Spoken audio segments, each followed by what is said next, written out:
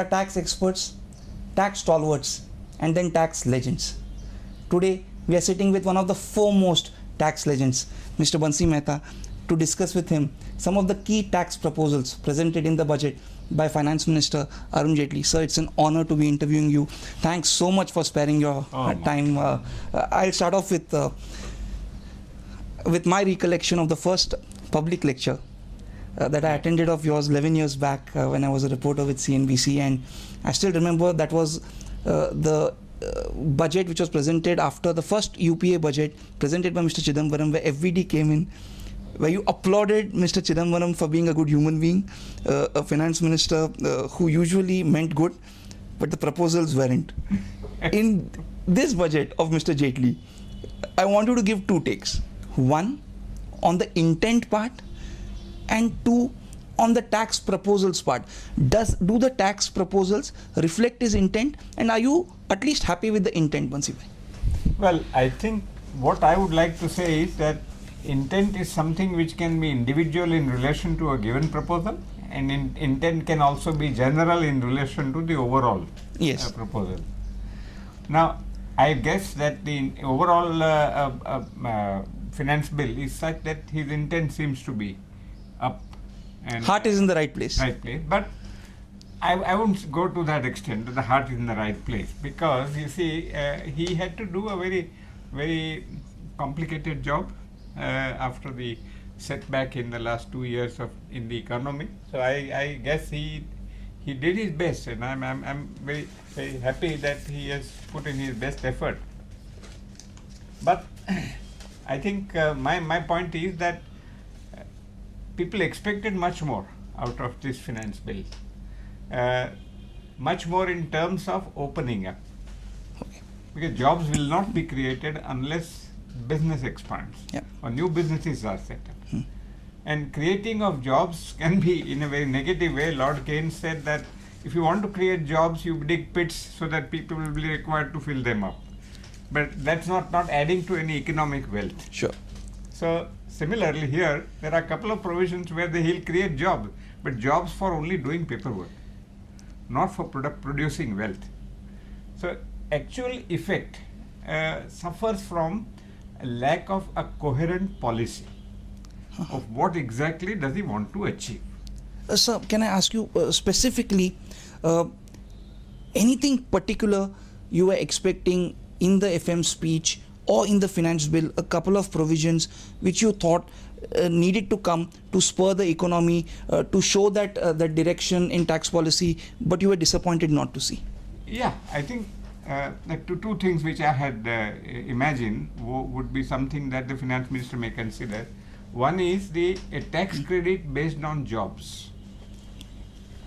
There is a chapter which is now no longer in vogue, but no longer in force, but that chapter deals with tax credit. It deals with several things: increase in production, increase in payment of excise duty, etc. So if an employer creates jobs, then the differential job, the incremental job cost, should be the subject matter of a tax credit, so that his purpose or the Prime Minister's objective of creating jobs in India, make in India, would be fulfilled. Jobs will not be created by only creating more paperwork. And I'm sorry if I sound harsh, but I think there is not enough, I would say, economic thought behind framing the proposals. So let me come to another area where a lot of people in the industry, in the fraternity, were expecting some major concessions which probably have not come through, is the Make in India campaign. There's been a lot of noise on it, but you haven't seen much in terms of tax concessions or tax policy to spur Make in India. You were expecting more there, Bansi bhai, or you think that's unfair? I am a loner in that respect, because I think Indian tax rates are quite reasonable. They did not need to be further reduced. 30% is a reasonable rate. I have paid tax at 97% personally when the rates were 97%. I have paid tax at 87% when the rates were 87%. So maybe I am relatively satisfied that 30% is a good rate. But I think if you see the rest, don't forget that there are incentives which are given. new industrial undertaking holiday, export. There's so many things which still exist in the income tax act, so that the effective rate of tax comes down even below 30. So I was not hoping, or I was not expecting that he would reduce the rates of tax. But I was expecting that to carry forward the Prime Minister's policy of creating jobs and making in India, he would have some specific proposals which would achieve, or at least attempt to achieve, the objective of the Prime Minister. Which you indicated could have been a tax credit based on jobs. Yeah. Tax credit based on jobs created. Yep. Let's come to a couple of hot button amendments proposed. One is on the place of effective management. Yesterday we were at a seminar in Delhi, where the CBDT member and the joint secretary tried to assuage the fears of the industry, and specifically said, and I quote, that the amendments to residency rules have been drafted primarily with an intent to focus on companies in India who hold meetings or AGMs abroad to circumvent Indian tax residency rules, and that effective management would mean key management and commercial decisions being taken in India, and one should not interpret the words any time during the year too narrowly. They felt that the tax professionals were hyperventilating on that. Does this clarification in some way assuage you? I'll put it this way, that first of all I must appreciate the graciousness of the member who has made this clarification. But my old-fashioned knowledge of income tax law and its jurisprudence tells me that the law is not interpreted by its intent. The law is interpreted by its effect. So I am afraid that no matter what assurance is given, let's assume for a moment that this would be translated into a specific instruction of the Central Board of Direct Taxes. But again, those instructions can be withdrawn. They can be changed. Yep. They can be altered. So sometimes I wonder whether it is a good thing to have a very harsh law and then say we didn't mean to be so harsh. I personally think that it is something which ought not to have been done, because it is inconsistent with the government's Prime Minister's announcement and the Finance Minister's desire to invite foreigners to do business with India. So what's the consequence? I mean, let's assume that this stays as it stands, and there isn't any clarification. Let's assume for a moment. What could be the consequences, the adverse impact? I could give you two answers. One is an alarmist answer, and the other is a non-alarmist answer. Both. The alarmist answer would be that once you have a provision in the Act, then tax department, the assessing officers, are tempted to create a demand for two reasons. One is that at least in the last 3 or 4 years, they have been given a budget to collect. And those budgets are very ambitious and not realistic in terms of what the economy can bear. The result is that the assessing officer, in order to fulfill his job or his quota of raising demand, creates a demand.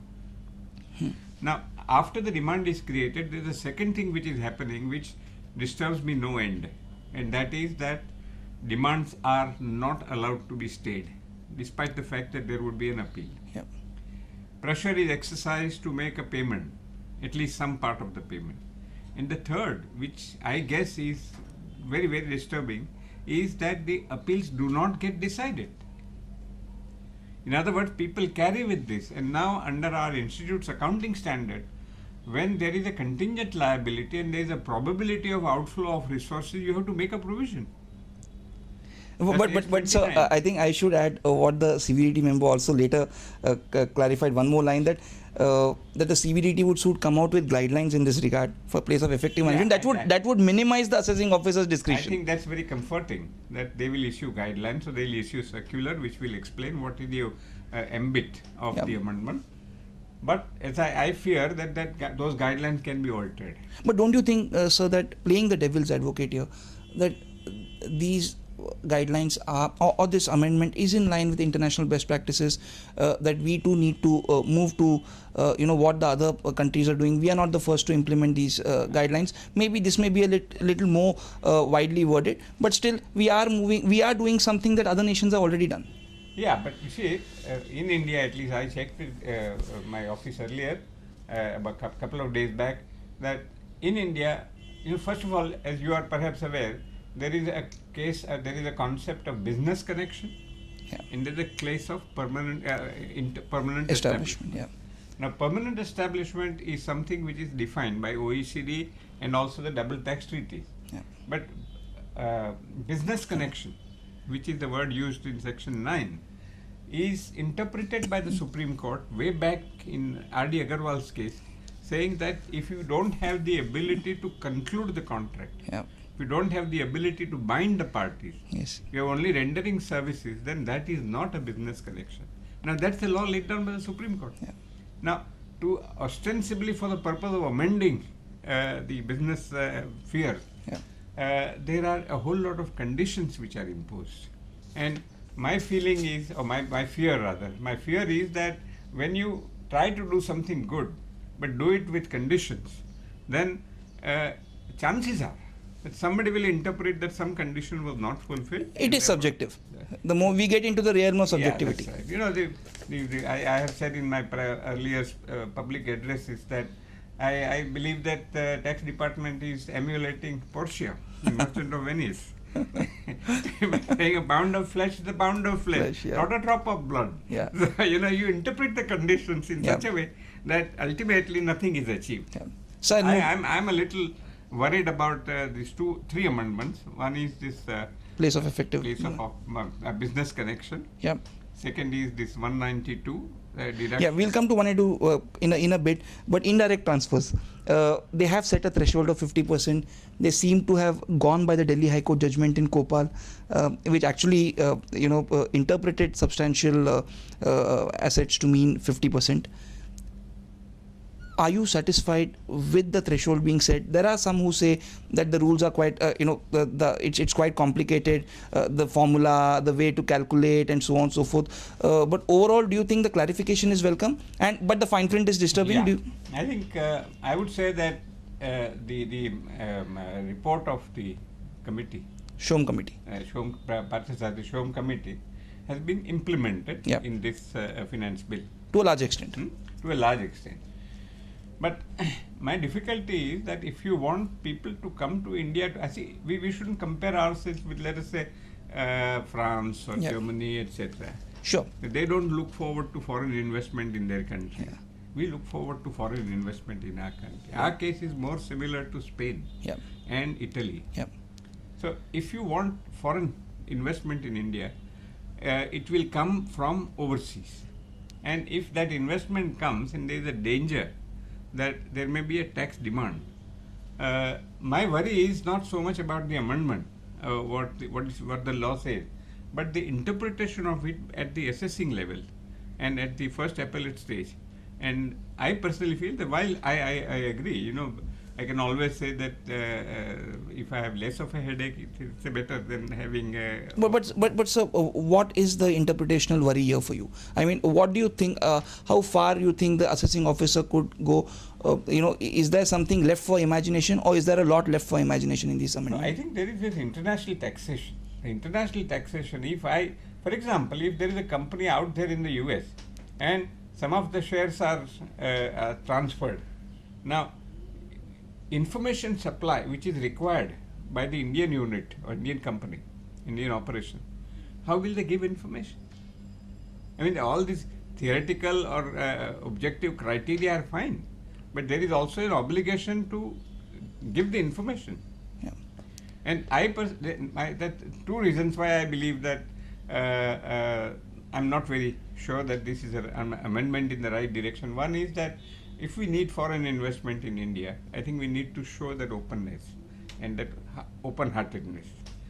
And the second is, unfortunately, because the tax department is, at least in the last decade or so, accustomed to interpreting the law in favor of the revenue, irrespective of whether that interpretation will be upheld or not. So I think foreigners, before they set up companies in India or units in India, would now think twice of the potential capital gains tax liability which may be attracted if this law goes through. Could there also be a problem in formula? I think you mentioned something in your public lecture about you could have a litigation due to the formula that's been laid down for the calculation of 50%. You think we could get into litigations there? No, because see, you were talking of value of assets. Yep. Now value of asset, they say on the last balance sheet date. Tangible and intangible. Yeah, but again, if 15%, now who will prove that the difference between the value of the asset on the last balance sheet date and the value of the assets on the date of transfer, that 15%, it's impossible for a person to really come. And I think